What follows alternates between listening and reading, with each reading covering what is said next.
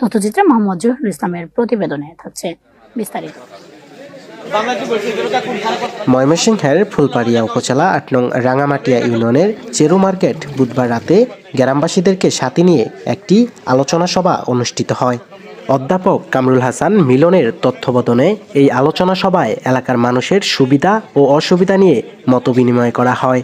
সে সময় উপস্থিত ছিলেন ৮ নং রাঙামাটিয়া ইউনিয়নের জামায়াতে ইসলামীর আমির মাওলানা ইউসুফ আলী সাহেব, সেক্রেটারি মোখলেসুর রহমান। আরও উপস্থিত ছিলেন যুব বিভাগের সভাপতি রফিকুল ইসলাম জুয়েল এবং হাতিলিট ওয়ার্ড সভাপতি সেলিম উদ্দিন। আপনি কি সবার আগে খবর দেখতে চান?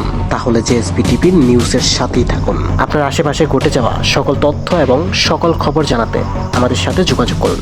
আর ফেসবুক থেকে দেখে থাকলে অবশ্যই ফলো করে দিবেন, আর ইউটিউব থেকে দেখে থাকলে সাবস্ক্রাইব করতে কিন্তু ভুলবেন না।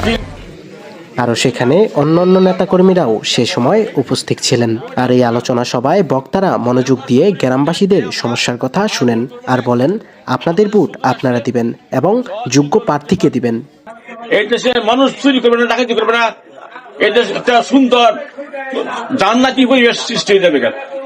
আমরা সকলে কি করি, এই সুযোগে আমরা এই ইসলামী দলগুলোর ভোট দিয়া দেশটা উন্নত করি।